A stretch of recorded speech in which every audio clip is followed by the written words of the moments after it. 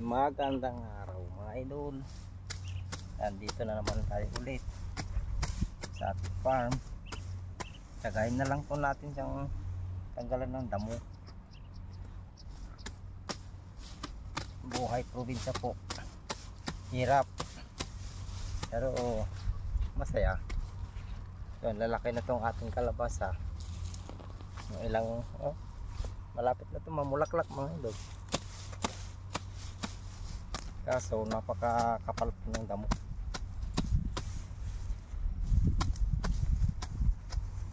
Kailangan natin tanggalan. So, itong natanggal natin mga damo, lagay natin dito sa pinakapuno niya.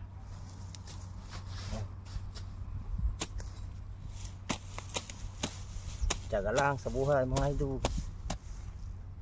Walang tiyaga, wala tayong tiyaga, diba?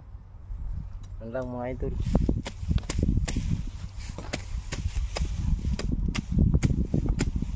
Kailangan magsumikap kung gusto mong mabuhay. Yan.